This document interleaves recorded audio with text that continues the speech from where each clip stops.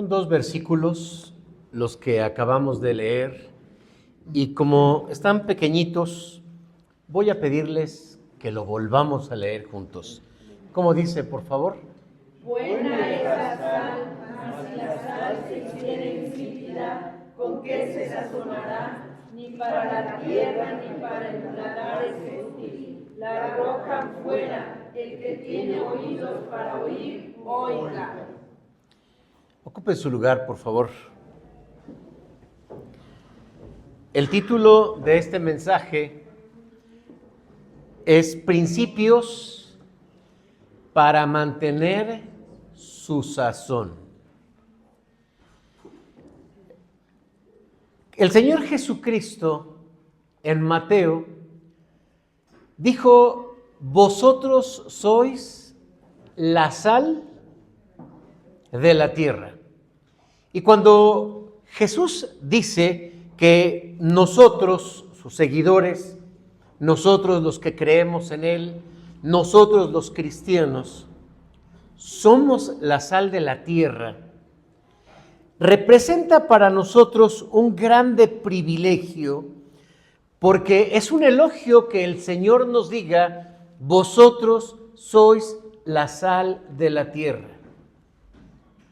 A diferencia de interpretarlo como una carga, de decir ustedes son la sal de la tierra, es una afirmación más bien que el Señor hace: ustedes son la sal de la tierra. Porque de esta manera nos hace sentir que somos parte de sus planes y somos parte de los proyectos que Él tiene para su creación, como creyentes. Hoy nos enfrentamos, hermanos, a un tema muy importante, pero también a un texto que nos hace reflexionar, que es este versículo 34 y versículo 35, porque habla acerca de la sal. ¿Por qué nuestro Señor tomó una figura tan ordinaria que puede ser la sal, pero no por ordinaria quiere decir que es menos importante? La sal la tenemos en la casa, ¿no es cierto? De hecho, es una palabra que tiene una profundidad de aspectos de los que poco a poco voy a desarrollar durante este mensaje. La sal, vista desde la Escritura y desde la cultura misma, es fundamental, es importante y tiene muchos usos. Es algo muy preciado. ¿Quieres poner la siguiente, por favor? Y de una vez la siguiente. En la Biblia, solo para tomar como una referencia de la cultura y hablar de la sal representa limpieza y purificación. Cuando Eliseo se encontró con unas aguas que estaban contaminadas, que es decir, que no eran bebibles, y que si alguien se las tomaba, pues se enfermaba, ¿con qué creen que las curó? Con sal. También en Números capítulo 18, versículo 19, y en Levítico 2, 13, dice que no debía faltar en las ofrendas que se le entregaban a Dios la sal. Toda ofrenda que me traigas, dijo Dios, debe tener sal. Eso me hace pensar como cuando vamos a un restaurante y pedimos de comer y entonces nos traen una comida y de pronto no tiene sal. ¿Ustedes han tenido la experiencia de comer algo sin sal? Hay muchos lugares donde hasta uno ya se la sabe. Vamos a ver qué tal está ahí la pancita, porque luego hay que arreglarla. ¿Cómo se arregla? Con sal y limón, ¿no? Y ya le ponemos que chilito, cebollita, unos lo que sea, ¿no? Y también sucede con el pozole, porque no todos los pozoles están como así en su punto, y hay unos que tenemos que arreglarlos. Imagínense, Dios dice: ¿me vas a traer una ofrenda? Quiero que venga bien sazonada. A Dios también, hermanos, le agrada este tema de la sal. Incluso en la Biblia, Dios dijo, esta es la ley de la sal. ¿Se acuerdan de la ley de la sal? Pues eso es lo que Dios le dijo. No me traigas comida, así es, sin sal. Pero también encontramos que tiene un valor económico. En los tiempos bíblicos, a los romanos se les pagaba una parte de su salario con sal. Bueno, de ahí viene la palabra salario. Los romanos, particularmente cuando estaban invadiendo la tierra y ampliando su territorio, ellos seguían rutas que tuviesen sal, ya sea en las minas o ya sea en el mar. También encontramos que era utilizado hasta para iluminación. Miren lo que me encontré cuando estuve investigando, que la sal permitía de alguna manera que las antorchas que se utilizaban en esos tiempos, porque no había como hoy luz LED y eso, también se utilizaba la sal. La sal entonces en la Biblia es vida, salud, protección, sabor, pacto, valor. Pero hermanos, ¿por qué Jesús señalaría esto como una imagen para el cristiano? Porque hay una palabra muy fuerte que dice, pero ¿qué pasa? Porque dice el Señor, la sal es buena, pero si pierde su sabor o si se hace insípida, ¿con qué será salada? Esa es una situación que nos hace pensar, porque debemos considerar en el aspecto de Lucas que el Señor está hablando acerca de la manera en que nos acercamos, la manera en que somos discípulos de Cristo. Fue muy claro en los versículos anteriores porque dijo, cualquiera que ame, ya nos explicaron qué es eso de amar, cualquiera que ame más, o en segundo lugar, a sus seres queridos, más que a Cristo, no puede ser sus discípulos. Cualquiera que quiera venir en pos de mí, y es como aquel que quiere construir una torre o una casa, pero no hace cuentas de cuánto necesita, cuánto tiene y la puede dejar a la mitad. La vida cristiana no puede dejarse a la mitad. Pero también utilizó otra imagen en la que dijo, un rey que sale a la guerra con 10,000 va a poder enfrentar a 20,000, pues si ve que no puede, entonces manda una bandera de paz o una palabra de paz o un emisario de paz. La vida cristiana ahora va a reflejarse en esta imagen de la sal. Con eso, hermanos, el Señor nos está llamando a considerar la originalidad, la entereza de lo que es la vida cristiana, y de eso quiero hablarles el día de hoy. Porque habla de la identidad, porque habla de lo que somos, no de lo que debemos ser, habla de lo que somos.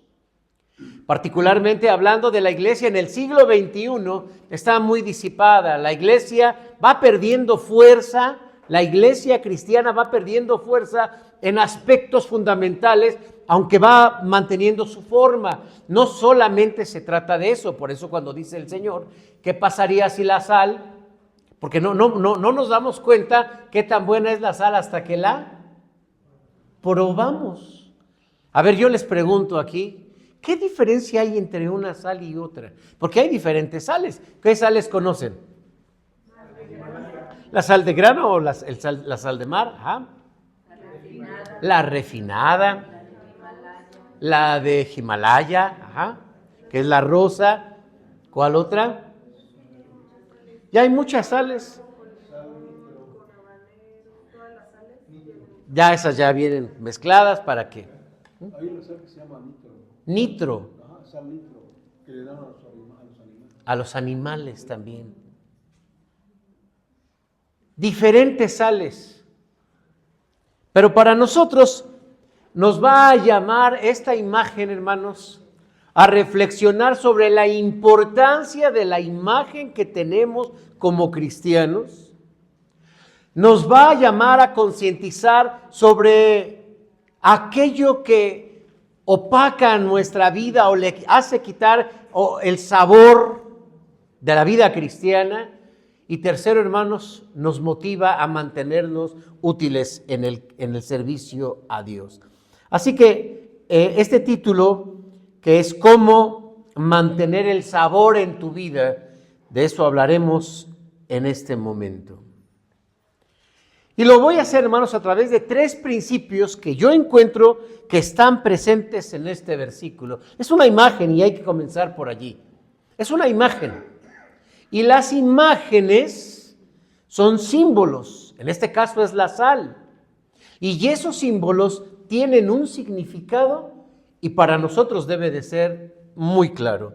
En primer lugar, el primer principio para que mantengamos el sazón de nuestra vida cristiana o de nuestra vida es tener muy clara la identidad.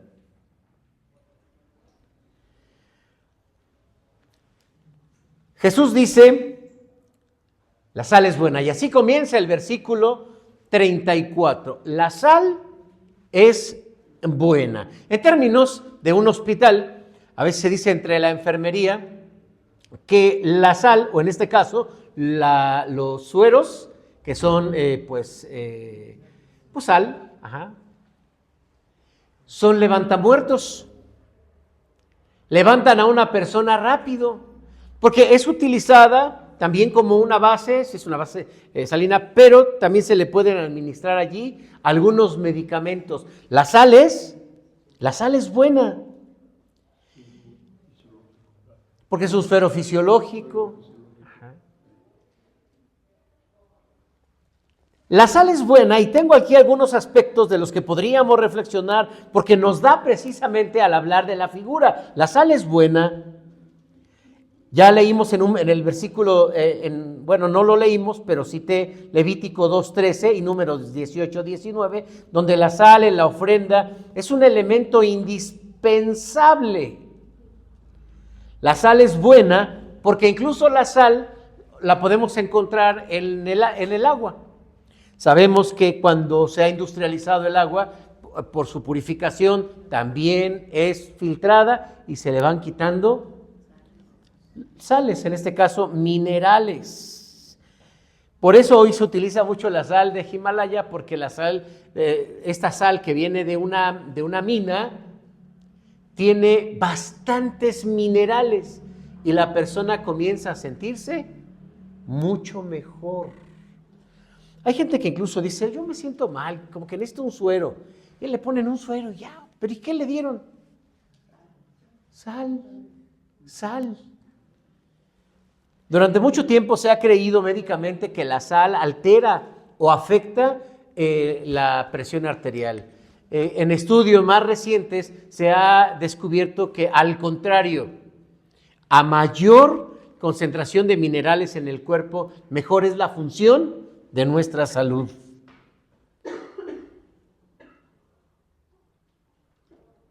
La sal se ha convertido entonces en una necesidad que incluso pese a que ha sido industrializada, se busca sustituir en suplementos sus minerales. La sal es buena, que incluso, hermanos, el suero Vida Oral, que pues ahora lo conocemos muy ordinario y que a veces en el centro de salud te lo regalan, fue precisamente una creación de un mexicano en el tiempo del cólera en México. ¿Se acuerdan cuándo fue eso? ¿Cuándo fue? A ver. ¿A principios del siglo pasado? No, fue más bien a finales. ¿En qué año fue, hermanos? ¿El cólera? ¿Cólera en México? ¿Cólera? A ver, hermana. 1990. Sí, o sea, esto fue una crisis muy dura. Pero bueno, ese es solamente un dato. Sí, hermanos, la sal es un ejemplo de la identidad del cristiano y su función. Por su utilidad, Jesús tomó este ejemplo para demostrar lo que es la vida de un cristiano. Significa que el cristiano, hermanos, es como la sal, y la sal es buena. que esté un creyente en este mundo es bueno. Que el pueblo de Dios esté en esta tierra es bueno.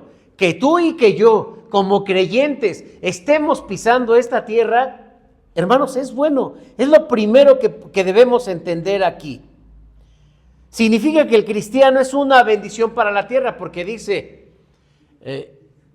utiliza también, ni siquiera sería buena para la tierra. Y la palabra tierra que se utiliza aquí es lo físico, la tierra, viene de ge, como de geos, tierra, ¿se acuerdan? Geografía, el estudio de la tierra.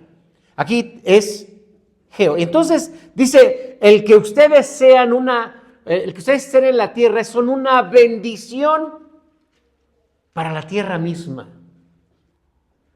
Podríamos pensar que se refiere al testimonio, pero va más allá del testimonio, porque la presencia misma de Dios es a través de los creyentes. Jesucristo mismo lo dijo, no les rechazan a ustedes, me rechazan a mí. Porque nosotros somos representantes de Dios, somos representantes de Cristo en la tierra, por eso nos llamamos cristianos. Y miren, tengo aquí algunos ejemplos en la Escritura que quiero compartirles. Miren, ustedes se acuerdan cuando Dios venía así a acabar directamente con Sodoma, Gomorra y otros pueblos circunvecinos. Pero se levanta Abraham e intercede por Sodoma y Gomorra y le dice así al Señor, Señor, si hubiese 50 justos, ¿no perdonarías a esta tierra por esos 50? Y Dios responde, sí, por esos 50 no le hago nada a los pueblos. Abraham dice, bueno, no hay 50, ¿verdad? Pero si hubiese 20, por esos 20, yo no le hago nada a la tierra. Si hubiese 10, por esos 10, yo no le hago nada a la tierra. Eran menos de 10, así que dijo, mejor saco a esos pocos, los saco y destruyo esa tierra.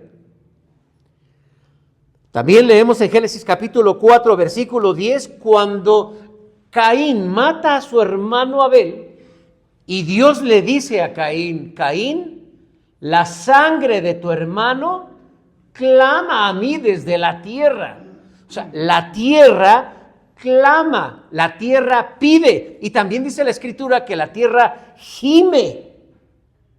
¿Por qué? Por nosotros. Y miren, más adelante encontramos que incluso Dios utiliza a José el soñador, hijo de Jacob, para hacerlo grande y salvar la vida no solamente de los egipcios, sino de todo el mundo en aquel entonces por 7 años de hambre. La sola presencia de un cristiano es suficiente para que el entorno sea bendecido. Lo repito, la sola presencia de un cristiano es suficiente para que el entorno sea bendecido. Pero es que es un cristiano que no ora, es un cristiano que no lee la Biblia. Bueno, pues si lo hiciera sería de mayor bendición, pero mientras él sea un creyente, el Espíritu Santo está con él. Y eso es suficiente para que el entorno sea bendecido. ¿Quieres poner la siguiente, por favor? Miren, y una vez la siguiente. Otra de una vez.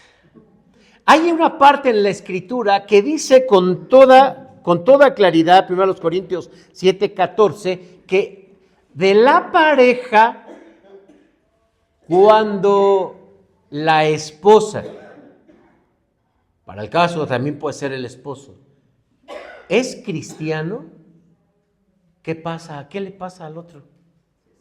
Se santifica. Entonces, hermanos, independientemente de otros aspectos, el hecho de que un cristiano esté conviviendo con otro, hay bendición. Claro, nosotros llegamos a pensar, ay, bueno, es que a lo mejor no estoy dando testimonio, no estoy predicando. No habla de esto. La presencia de Dios está a través de un cristiano, en donde sea, en el trabajo, en la casa, en la calle, con los vecinos, con los amigos. Hermanos, la presencia de Dios incluso es señalada cuando dice que cuando dos o más están congregados en su nombre, ahí está Dios. Yo no sé en ese momento qué pudieron, porque no es claro esta parte, de hecho es un tema un poco complicado. ¿Qué habrán entendido ellos?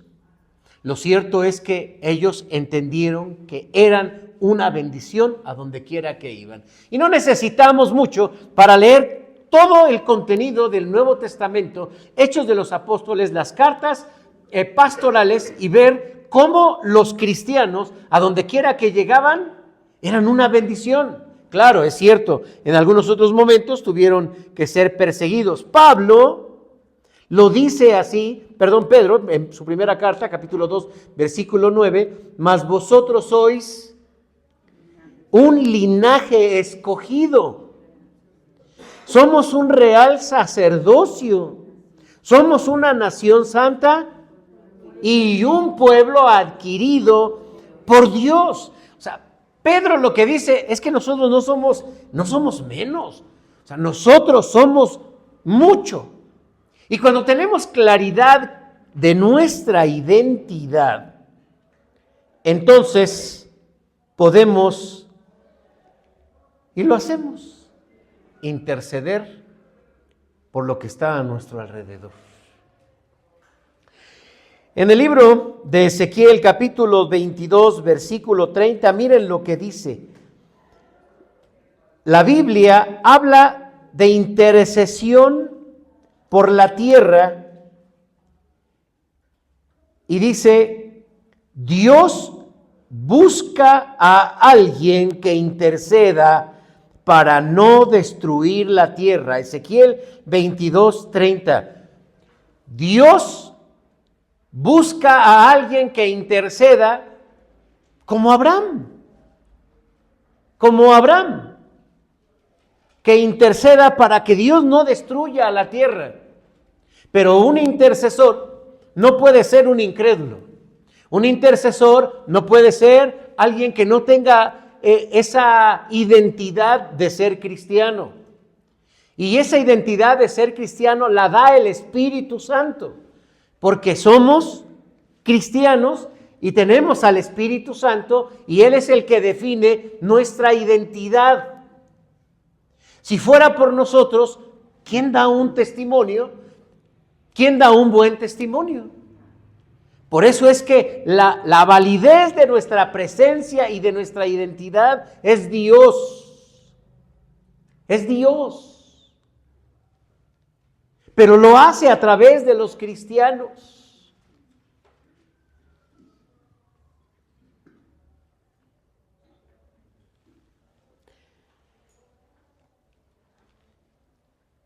En Santiago, capítulo 5, versículo 16, dice que la oración eficaz del justo puede mucho. Y uno se pregunta, ¿y cuál es la oración eficaz? ¿Será la que hace el pastor? ¿Será la que hace un monje? ¿Será el que hace un misionero? ¿La oración eficaz será la que hace un anciano? ¿La oración eficaz es la que hace un niño que no tiene pecado? ¿Cuál es la oración eficaz que sana? Porque yo no sano. Hermanos, es la oración que Dios utiliza como medio a un creyente. A un creyente. Claro, el cristianismo ha desvirtuado mucho la imagen de lo que es el cristiano. Y se ha convertido más que en una identidad, como en una exigencia. Oye, tú no puedes orar por él porque tienes un mal testimonio. Oye, mira, tú das un mal testimonio, entonces no eres un ejemplo para los demás. Y la iglesia lo que ha hecho es, pues sí, pues entonces pues me echo para atrás, yo no puedo, yo no sé, pues ya mejor que ni sepan que soy cristiano. Es más, ¿quién sabe si soy cristiano? ¿Y qué es eso de ser cristiano? Yo no sé qué es cristiano. Y nos vamos desentendiendo.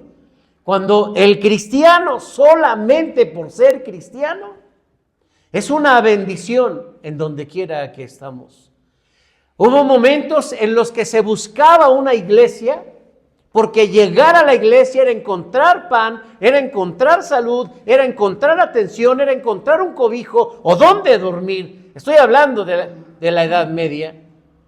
Y también en los primeros años de la iglesia cristiana era encontrar bendición. O sea, imagínense, hermanos, que en algún momento los discípulos de Cristo, ¿dónde hay un discípulo de Cristo? Pues por allá anda Pedro, anda predicando. Yo no puedo ir, pero quiero mandar mi saco para que pónganselo ahí, que pase la sombra nada más. ¿Y qué pasaba con las personas?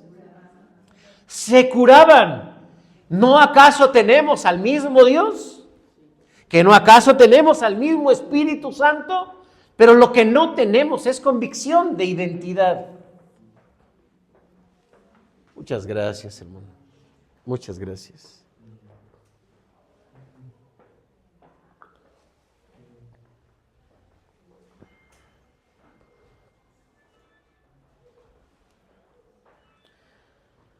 Somos llamados a ser señores de la tierra. En Génesis capítulo 1, versículo 28, se deja con toda claridad cuál es la misión o la razón de ser del hombre en esta tierra. Nosotros no solamente somos una bendición, estamos para ser señores de la tierra. Se trata de ser agentes de cambio. Se trata de comprender nuestra responsabilidad en este mundo, porque somos sal y somos una bendición en esta tierra. ¿Qué pasaría si no hubiese cristianos en este mundo? ¿Qué pasaría? La tierra sería destruida, pero por nosotros, por amor a nosotros y porque nosotros podemos interceder, hermanos, el Señor tiene misericordia.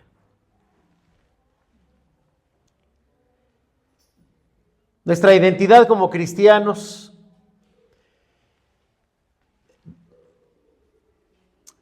es influyente. En tiempos de Cristo se dice que había 3 poderes. El primer poder era el pensamiento helénico o el pensamiento griego con su cultura. Se había desarrollado tanto que era una influencia.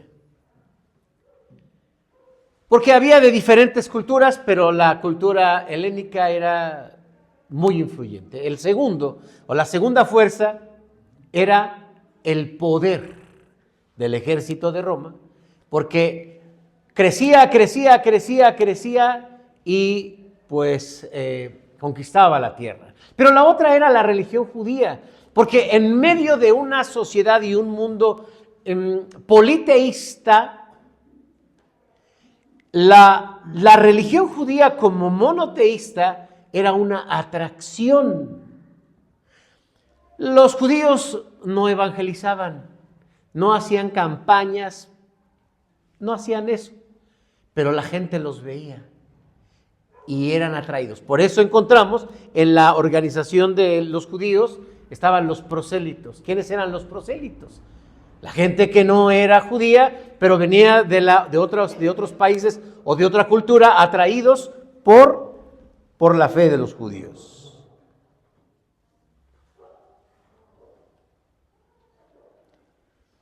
¿Cómo está tu identidad como cristiano? Pues sí, ya pon la siguiente, hermano. Al cabo ya la mencioné. Hasta ahí, no la anterior. Ahí. ¿Cómo está tu identidad como cristiano? ¿Cómo está tu identidad como cristiano? Porque el cristianismo, que lo voy a separar, Cristo, el Evangelio es la verdad, pero el cristianismo, hermanos, se ha construido porque se ha mezclado con filosofías del hombre. Y el cristianismo ha minimizado la imagen y el valor de un cristiano.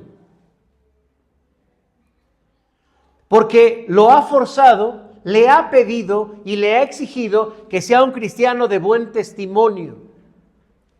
Que no diga palabras groseras o que no diga majaderías. ¿Qué más se le ha exigido al creyente para formar una imagen? Que sea un buen trabajador, que sea respetuoso, que llegue temprano a la chamba, que sea honrado y que el día de la fiesta de la empresa, que ya vienen por cierto, no vaya, y si va, nada más que coma, que se vaya, que aplique la de aplique la de Fox, como si te vas. No tomes, no bailes y ya, no, más o menos así. Entonces, como el cristiano está luchando con eso, entonces termina diciendo: yo doy mal testimonio. Y eso, hermanos, debilita la idea, no debilita al Espíritu Santo, que diga el Espíritu Santo: no, ya me voy, aquí no me dejan brillar. No. El Espíritu Santo no nos deja. El Espíritu Santo, hermanos, es una garantía hasta la eternidad. Pero el cristiano siente que ya no tiene fuerza. El cristiano siente que ya dio una mala imagen. El cristiano siente que ya no está dando un buen testimonio. El creyente siente que pues lo van a juzgar y que van a escandalizarse del evangelio y que incluso la gente lo va a criticar y va a minimizarlo. ¿Y eso qué dices que eres cristiano? ¿Cuántas veces no hemos escuchado esto? Y miren, hermanos, lo voy a decir con sentido de conciencia. ¿Dónde es más criticado una persona en su comportamiento? ¿Allá afuera o por la iglesia? Dios nos libre de estos demonios. Porque el demonio, dice la Escritura, que va constantemente a señalarnos las fallas, las faltas.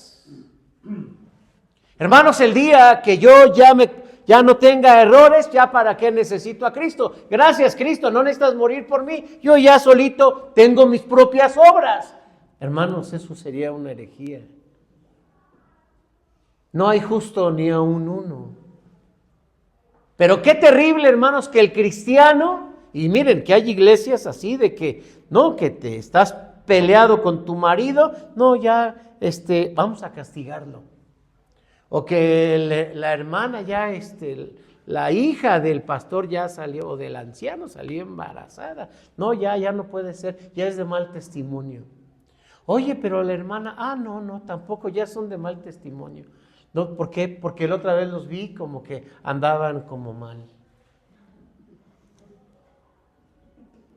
Hermanos, de verdad, entrar a la iglesia es entrar al vil infierno. Porque los demonios salen y nos empiezan a destruir la imagen que Cristo nos ha dado. Al contrario, hermanos, Cristo nos dice: eres la sal de la tierra, y por ti yo bendigo el lugar donde estás, y por ti yo me hago presente en donde quiera que estás, en tu familia, en tu trabajo, en todos los ámbitos donde va un cristiano, hermanos, va la presencia de Dios. Y eso nos hace diferentes a los demás. ¿Soy claro? Y ahora hay que tener también ese cuidado de cómo, hermanos, miramos la imagen de nuestro hermano. Porque nosotros, moralistas finalmente, o religiosos, como dijo Jesús, podríamos calificar a la gente de acuerdo, hermanos, a los criterios morales. Pero quiero que veas al hermano que está frente a ti, al lado de ti, al que está atrás de ti. Es la imagen de Dios en la tierra. Es la sal que bendice. Ay, que ya me cayó gordo, que será el sereno, pero dice Jesús que la imagen que nosotros debemos de tener es que somos sal y bendición a donde quiera que estamos. Yo no sé, esto lo han entendido diferentes hasta los no cristianos. Conocí a un empresario que decía, yo prefiero contratar puros cristianos. ¿Por qué?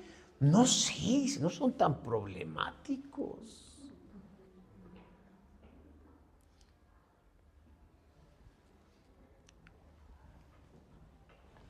Gracias a Dios, hermanos, porque Él nos da esta imagen y no nosotros.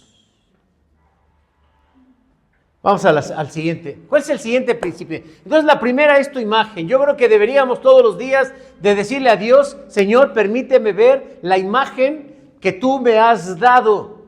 Y no permitas que ni yo o el mundo, Satanás o la iglesia, nos cambie esa imagen.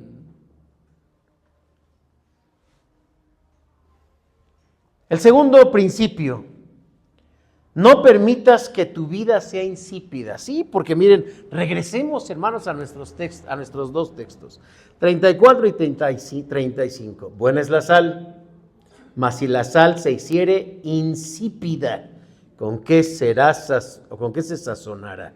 Dice aquí. Ni para la tierra, ni para el muladar es útil. La arrojan fuera, el que tenga oídos para oír, oiga.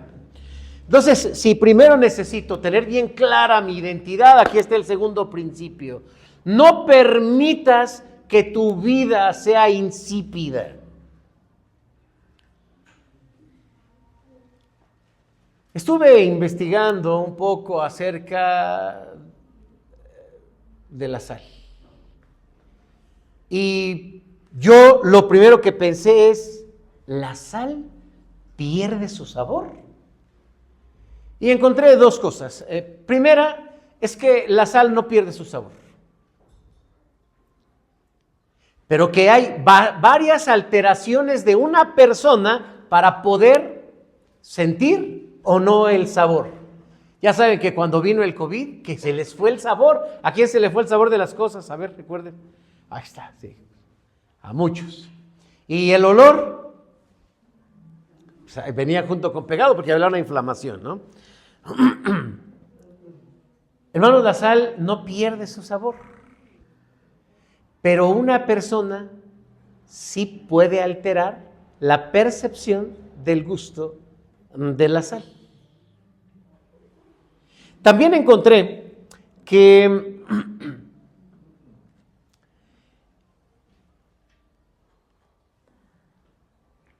en tiempos de Jesús, la sal que se utilizaba provenía del Mar Muerto y que esa sal venía muy contaminada. Y que Jesús habla acerca de la contaminación, efectivamente. Pero como es una figura, es una imagen y es un símbolo, déjenme hablarles, hermanos, en este segundo principio acerca de la experiencia de la vida cristiana. Por eso pregunté hace un momento, ¿no? Se puede ver muy bonita la sal, pero tenemos que probarla. ¿Qué tal que venga? ¿Con qué dijiste, Ale? Pues puede ser con ajo, con habanero, no sé, que venga con algo así. Con arándanos también. ¿Cómo cambia todo, eh? Hermanos, la vida cristiana es una experiencia. Si el cristiano es una bendición en el entorno en el que se encuentra e influye positivamente en las personas que están a su alrededor, en primer lugar tiene que ser una experiencia para mí. O sea, si yo voy a ser bendición para otro, debo de tener también esa experiencia. En primer lugar, ser cristiano es tener la experiencia de sentirte hijo de Dios. En Juan 1:12 dice, a los suyos vino, pero a los suyos no le recibieron, mas a todos los que le recibieron y a los que creen en su nombre, les dio el derecho y la potestad de ser hijo de Dios. Y ser hijo de Dios, queridos hermanos, no solamente es una doctrina, no solamente es una enseñanza, es una experiencia. Es una experiencia. El Padre Nuestro comienza, Padre Nuestro. Qué difícil es experimentar que somos hijos de Dios. Durante todo el Antiguo Testamento, el pueblo de Israel veía a Jehová y a Dios como alguien lejano al pueblo. Como alguien que si venía seguramente era para castigarlos. Prácticamente así se cierra el Antiguo Testamento. Recordemos a Malaquías, toda la nación me ha robado y por esto y traigan los diezmos. Y entonces Dios era algo lejano, de tal manera que el pueblo no se atrevía a llamarle Jehová. ¿Cómo le decían? ¿Cuál? El Señor, Adonai. Solamente, oye, pero se llama Jehová. No hay que decir Jehová. Había un abismo de separación entre la persona y Dios. Cristo viene, queridos hermanos, y enseña de muchas maneras que el amor del Padre es mucho mejor que nuestro papel como padres con los hijos. Y Jesús, haciendo comparativos, dijo: ¿quién de vosotros? Si su hijo tiene hambre y le pide un pan, ¿quién le avienta una piedra? O si le pide un huevo, ¿ustedes le dan una serpiente? No, pues no. Pues si ustedes, siendo malos, le dan buenas cosas a sus hijos, ¿cuánto más vuestro Padre Celestial? Pero hay razones por las que no nos sentimos hijos de Dios. ¿Cuáles son? Normalmente, ¿cómo no nos sentimos hijos de Dios? A ver, venga. ¿Por qué razones no nos sentimos hijos de Dios? Ni le pedimos, ni lo buscamos. ¿Por qué? ¿Por qué razones? Porque sentimos que no obedecemos a Dios. Que no obedecemos y sentimos que Dios puede estar enojado con nosotros. Nuestro hermano Edaí en la mañana decía que tengo 1,000,000 de errores, decía nuestro hermano, utilizando esa cifra. Tengo 1,000,000 de errores. ¿De verdad, hermanos, Dios nos desechará porque no le obedecemos? Otra vez, hermanos, me remito a ese cristianismo que ha deformado el evangelio y que prácticamente nos ha puesto cargas que, como no las cumplimos, hazte para allá. ¿Tú qué, hijo, ni qué vas a hacer? La segunda experiencia, hermanos, es de sentirse perdonados. Romanos 5:1 dice: justificados pues por la fe tenemos paz para con Dios por medio de nuestro Señor Jesucristo. Pero el ser perdonados, hermanos, se puede decir tan fácil si lo vemos desde la Biblia, pero qué difícil es experimentarlo en la práctica. Al grado de que a veces ni nosotros mismos nos perdonamos. Vaya qué exigencias nos ha puesto la cultura, vaya qué exigencias nos ha puesto la misma iglesia, que la palabra de Dios no nos permite experimentar el perdón de Dios, ni siquiera a nosotros mismos. Y como consecuencia, creemos que tenemos que pagar. Por eso, el catolicismo tiene mucha fuerza. ¿Por qué? Porque le ayuda a la gente a pagar sus penas. Claro, o sea, cuando la gente es que yo siento que hice algo, a ver, ven. Y no lo digo en una mala actitud. Tuve una paciente que ella sentía una culpa muy fuerte, muy fuerte. Le hablé del amor de Dios, no lo entendía. Y ella dice: es que yo siento que algo pues tengo que hacer, ¿no? Y le dije: ve y confiésate y haz lo que te diga el sacerdote. ¿Qué te mandó a hacer? Me mandó a hacer esto y hazlo. ¿Cómo te sientes? Bien. No puede entender el perdón de Dios. No puede entender que ya no debemos nada. El pecado ha sido perdonado, ¿es cierto? Y cuesta trabajo, hermanos, experimentarlo, levantar la cabeza y decir, sí, yo soy un hijo de Dios y he sido perdonado por su amor. Regularmente sentimos que debemos hacer algo para compensar, pero ese modelo, queridos hermanos, no viene de Dios. ¿Qué podríamos hacer nosotros para sentirnos perdonados? Nada. Y aunque lo hiciéramos, ¿quién nos diría si es suficiente o aún falta pagar algo más? ¿Quién nos lo diría? Otra de las experiencias que necesitamos tener en la vida cristiana es el perdonar. Porque en Mateo capítulo 6, versículo 12, lo decimos en el Padre Nuestro. Perdónanos, así como nosotros perdonamos a nuestros deudores, a aquellos que pecan contra nosotros, a aquellos que nos ofenden. Es una experiencia. Y si nosotros sentimos que al contrario, la experiencia que cargamos en el corazón, en la mente y en el estómago, porque por todos lados se siente, pues no hemos experimentado entonces el Evangelio al perdonar, y es una expresión de amor.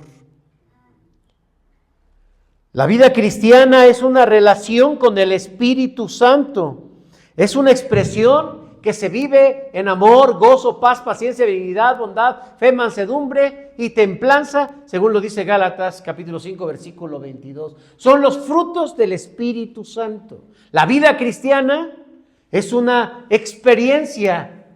Oye, yo sé mucho, me sé varios textos.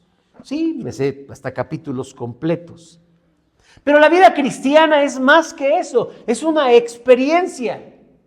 Y vivo el amor, y ya no lo estoy diciendo como una forma hacia los otros, para mí mismo. Para mí mismo, ¿siento el amor o no conozco el amor?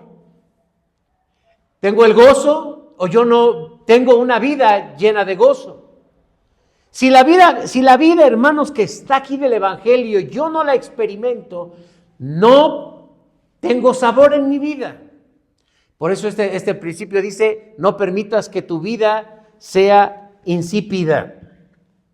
Pero déjenme avanzar un poquito, porque hay de nosotros, hermanos, si perdemos este sazón, si dejamos de ver esa experiencia, si la sal se hace insípida, dijo Jesús, ahora ¿cómo tendrá sabor? La apatía espiritual es como una enfermedad silenciosa que corrompe nuestra alma, dejándonos inestables a la voz de Dios, insensibles a escuchar su palabra y a las necesidades también de nuestro prójimo. La siguiente, por favor. ¿Cómo perdemos la siguiente? ¿Cómo perdemos esa vida? Porque miren, hermanos, el Señor Jesucristo cuando le dijo a Nicodemo, te es necesario nacer de nuevo si quieres entrar al reino de los cielos. ¿Qué? Que te es necesario nacer de nuevo si quieres entrar al reino de los cielos. O sea, ¿cómo? O sea, ¿a poco se puede así como que?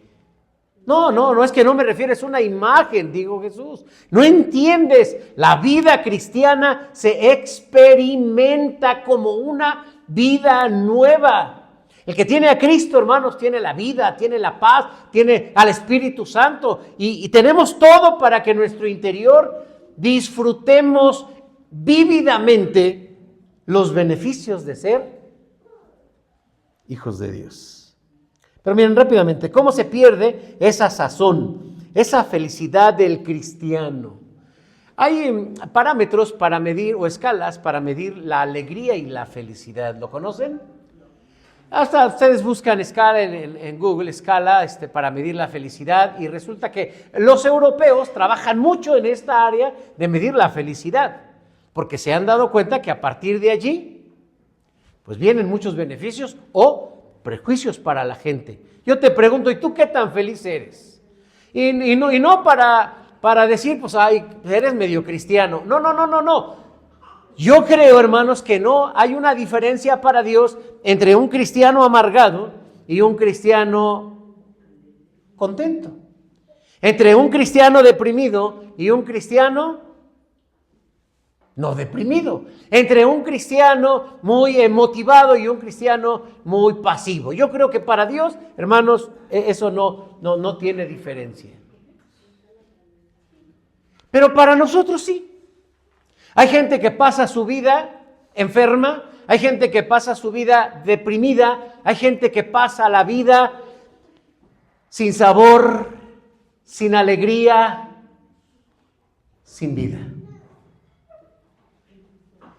Y lo tiene todo. Miren, hermanos, aquí puse algunos temas que nos enfrían en cuanto a nuestra experiencia espiritual. Y primero es el pecado no confesado. Dice el salmista, capítulo 32, versículo 3 al 5, mientras callé, enfermé, se envejecieron mis huesos y mi pan de cada día eran mis lágrimas, hasta que te confesé. Y entonces se levanta. Es una forma de salir de la depresión, confesando nuestros pecados, porque si no, lo estamos cargando. La siguiente es la depresión. La tercera es dejar las disciplinas cristianas. ¿Como cuáles? La oración, leer la Biblia, estudiar la Biblia, ayunar, compartir, tomar la Santa Cena, los medios de gracia. Hace rato nuestro hermano Alfredo nos decía, ¿cuál es tu alabanza preferida? Esa que puedes cantar y te conectas con lo que se está viviendo. Y cada uno de nosotros tenemos una alabanza, claro que sí, o dos, o tres. Pero ¿qué pasa cuando lo dejas? ¿Qué pasa cuando te enfrías y cuando volteas y dices, ya no estoy experimentando la vida cristiana?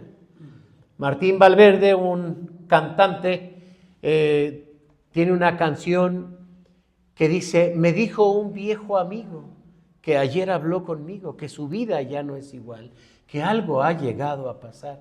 Dice que no es lo mismo, que ya no siente igual, dice que algo ha pasado. Siente que se ha estancado, que ya no es como ayer. Creo que se llama así la canción, ya no es como ayer, que ya no es como ayer. Y entonces es un cristiano que está experimentando la diferencia entre la experiencia de vivir con Cristo o enfriarnos. Yo no sé si alguna vez ustedes, ante una situación, ante una enfermedad, ante una pérdida, ante una desgracia, ante cualquier situación, también se afectó su vida devocional. Y ya no les dieron ganas de orar, y ya no les dieron ganas tal vez de avanzar o de ir hasta la iglesia. ¿Les ha pasado? La vida cristiana es, o para mantener el sazón necesitamos mantenernos, hermanos, en esa experiencia. Si estás aquí, miren, la experiencia es así, lo voy a decir de esta manera. Si vienes a la casa de Dios para orar, ora, cierra tus ojos y ora. Si vas a alabar a Dios, alaba al Señor, cántale, aplaude, está presente, conéctate. Vas a leer la Biblia, conéctate con la Biblia. Trae tu Biblia, abre tu Biblia, lee tu Biblia. Vas a escuchar el mensaje, escucha el mensaje, conéctate con el mensaje, vas a entregar tu ofrenda y tus diezmos, es decir, estar y conectarnos. Dejar en segundo lugar a Dios también hace que se pierda la sazón de nuestra vida. La indiferencia ante el sufrimiento ajeno, como el sacerdote y el levita, también hacen que se disipe nuestro sabor. Dejar de asistir a la iglesia, como dice Hebreos 10:25, como algunos tienen por costumbre. Hermanos, debemos estar alerta, debemos examinar nuestros corazones y arrepentirnos también de todo aquello que nos aleja de Dios. Y finalmente necesitamos también mantener la esencia, no la apariencia. Las decisiones de la vida deben de estar basadas en Dios. No seas sabio en tu propia opinión, dice el proverbio, teme a Jehová y apártate del mal. Y sucede mucho, hermanos, en la vida del liderazgo. Resulta que tenemos tanta práctica dentro de la iglesia que nos olvidamos de la dinámica personal para orar y buscar a Dios. Los cristianos de apariencia son los moralistas que piensan que la imagen que los define son sus buenos o malos, sus buenas o malas acciones. Los cristianos de apariencia son los religiosos. De hermanos, Dios nos libre de ser creyentes solamente como esa sal que parece sal, pero que ya perdió su sabor. Y en tercer lugar, hermanos, es ¿quieres mantener tu sazón cristiano? Debes de mantenerte, ¿qué? Útil. Vamos a decirlo más fuerte, hermanos. Mantenerte útil. Más fuerte, mantenerte útil. Exacto, mantenerte útil. ¿Por qué, hermanos? Porque miren lo que dice el versículo 35. Dice así: ni para la tierra, ni para el muladar sería útil esa sal. La arrojan afuera. El que tiene oídos para oír, oiga. Miren, hermanos, que en griego la palabra que está aquí no sirve para nada, es la palabra hacerse loco, así, literal, sí, hacerse loco. Pero déjenme, hermanos, cerrar con este punto en este mensaje. Hermanos, Jesús concluye con esta advertencia que pues a nosotros nos hace pensar. Una sal que no sala, un creyente que no tiene su sazón, ¿para qué sirve? Para nada. Para nada. Por lo tanto, hay que mantener vivo el deseo de servir y de ser útil. Pon la siguiente, por favor. Jesús, hermanos, dice claramente, porque el Hijo del Hombre no vino para ser servido, vino para servir. Otra vez, el Hijo del Hombre no vino para ser servido, vino para servir. Y cualquiera que quiera ser grande en el reino de los cielos debe servir a su hermano. Y Jesús dijo, si yo, el Maestro, el Hijo de Dios, les he puesto ejemplo, ustedes también tienen que hacerlo. Hablar de esto, hermanos,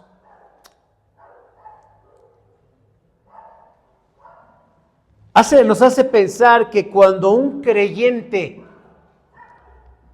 le gusta ser servido, a ver, yo les pregunto, hermanos, ¿cómo es un creyente que le gusta ser servido y no servir? A ver, venga.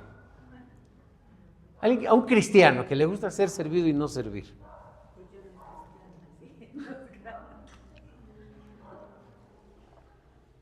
¿Cómo es?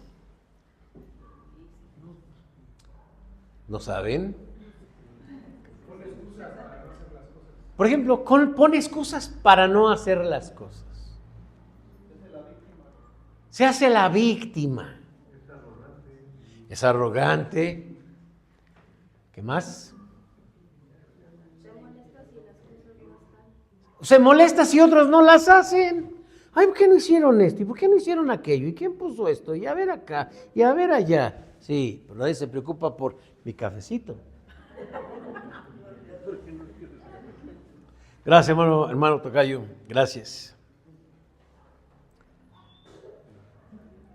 ¿Cómo más, hermanos? Es una persona que le gusta que le sirvan. ¿Cómo?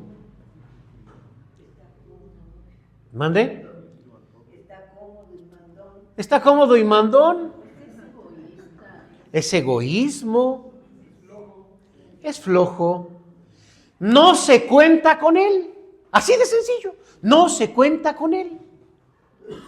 Y miren, hermanos, que gracias a Dios porque esta iglesia es tan servicial que quisiera yo quitar este punto, porque no se lo merecen ustedes que les hable de esto, porque ustedes son serviciales. Pero si ya está aquí, hermanos, no lo voy a evitar, pero sí lo resalto. Gracias a Dios porque esta iglesia es muy servicial. Gracias a Dios. Y quiero recordarles, hermanos, que nuestra mentalidad debe de ser como una misión. Porque hay una gran diferencia entre servir por tener ganas y entre servir por misión. ¿Cuál es la diferencia? ¿Cómo es una persona que tiene ganas de servir? ¿Han visto esas personas? Y miren, yo sé que aquí no pasa, por lo menos yo no lo he visto, pero yo lo he visto en otras iglesias. Si hoy yo estoy en el consistorio, participo. Ahora no estoy en el consistorio, no voy. Si hoy soy de la directiva de los jóvenes o de la femenil, participo. No, ya no soy, no, ya no voy. ¿Por qué, hermanos? Porque eso es circunstancialmente. Pero si nosotros lo vemos como Jesús, como una misión, nosotros no servimos a las organizaciones, servimos a Dios. Servimos a Dios. Y si me piden algo y lo puedo dar, lo doy. Y si me piden que haga algo y lo puedo hacer, lo hago. Porque es una misión. Y salgo de la calle y si alguien te pide un favor, hazlo. La misión de servir es fundamental, hermanos, para mantenernos vivos, porque lo que a Dios no le agrada, lo que no sirve para nada, dice la Biblia que, úchala, ¿no? Ni pisado, o sea, sácalo.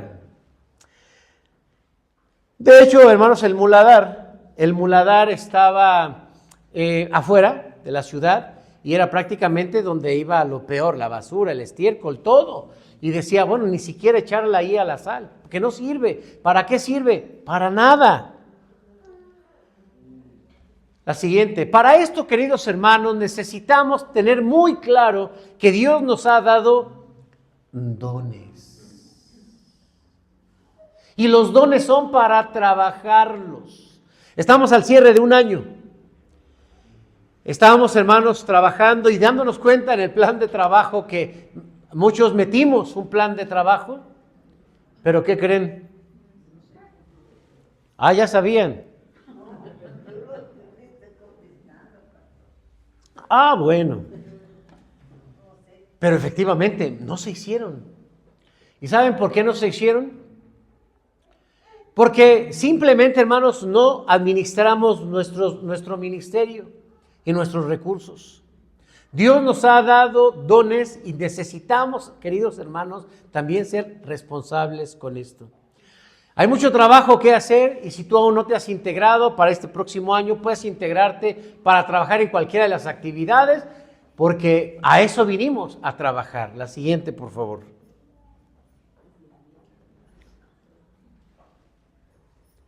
No te permitas sentirte un inútil. Miren, hermanos, yo respeto mucho, hay gente que dice, es que como que ya siento, como que ya me cansé. Y uno dice, está bien, a lo mejor, como muchos dicen, corrió su vida en quinta y de su vida. Y está cansado, hay gente que ya está cansado. Pero desde ese lugar, aún desde el cansancio, puede orar, interceder, motivar, puede hacer muchas cosas. Lo cierto, hermanos, es que en el reino de Dios, los que no tienen algo que hacer, los que más bien, no que no tengan algo que hacer, que no quieran hacer algo, ¿qué creen? No, qué imagen me encontré en internet, qué imagen. Pero hay que evitar, queridos hermanos, sentirnos inútiles. Hay que trabajar, hay que hacer, porque de esta manera, pues tenemos viva esa sal y esa conexión. No permitas sentirte, verte que otros te califiquen como una persona con la que no se puede contar contigo. Que vamos a hacer esto. No, yo no.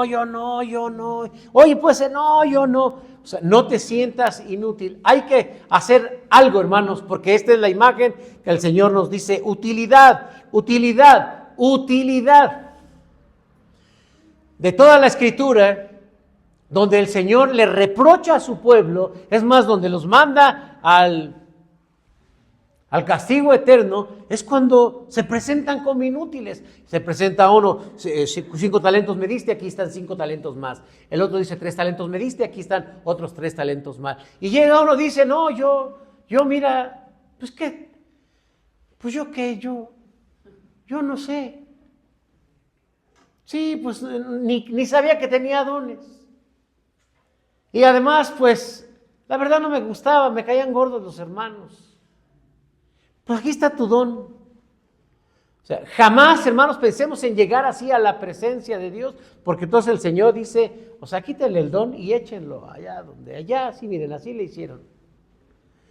Pero traía corbata y se veía que era hasta con su maletín. Hermanos, solo es apariencia. Solo esa apariencia. Tenemos que ser útiles. Y ahora sí ya termino. La conclusión. El que tenga oídos para oír, dice este versículo, que oiga.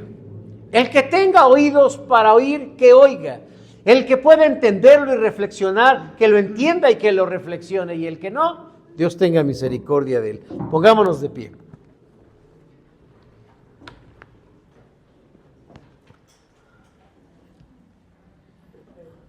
Si en este momento has sentido que la vida cristiana no tiene mucho sentido para ti, si lo que tú experimentas es más soledad, ausencia de Dios, si estás pasando por una etapa en tu vida donde te estás superando el dolor, la mala experiencia, el enojo, la tristeza, el miedo,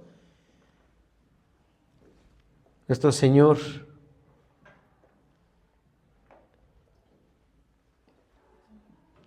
nos espera para fortalecernos, para renovarnos, para restaurarnos y para hacer de la vida cristiana una experiencia donde podamos sentir que ser cristianos, hermanos, es lo mejor. Y que no lo dejaríamos, ni aunque nos dieran todo lo que nos quieran dar. Cierra tus ojos.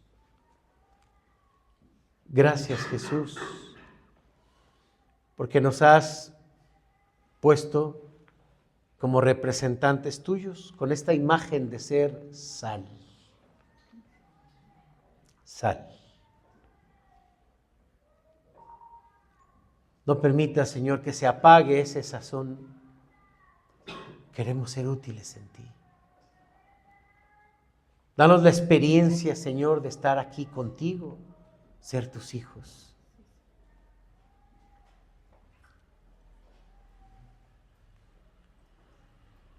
Y que tú bendigas